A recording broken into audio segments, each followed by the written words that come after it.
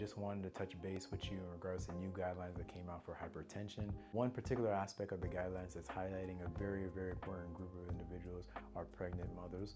We want to make sure that we address pregnant mothers, not just when you're pregnant, but also postpartum. We want to make sure that we take care of the entire stages prior to, planning, during, and after pregnancy. High blood pressure disorders of pregnancy are actually increasing. High blood pressure is such a serious concern for the mothers and the baby because it actually increases the risk of cardiovascular disease, increases the risk of heart failure, heart disease in our mothers, as well as kidney disease, strokes. In our babies, it can cause things like placental abruption if uncontrolled. It can cause preterm birth. It can cause premature death. Another aspect of the guidelines, particularly with our pregnant women, that is important to know is the recommendation for low-dose aspirin to try to prevent preeclampsia.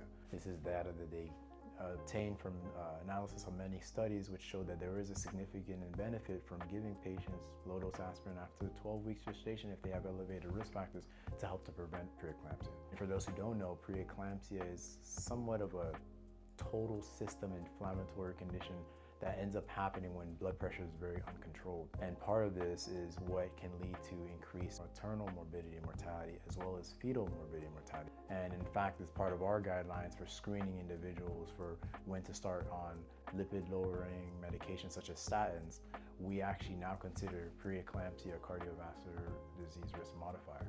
One of the most important things is to discuss with your OB-GYN and also your primary care doctor how we can manage this optimally prior to getting pregnant and to get on the appropriate medications to keep you controlled during pregnancy to protect you and baby. Despite having many medications we can to lower blood pressure, unfortunately it is very limited for women who are pregnant when we're thinking about the baby because several of them can cause growth retardation in the baby or underdevelopment of their organs or even toxicity and death.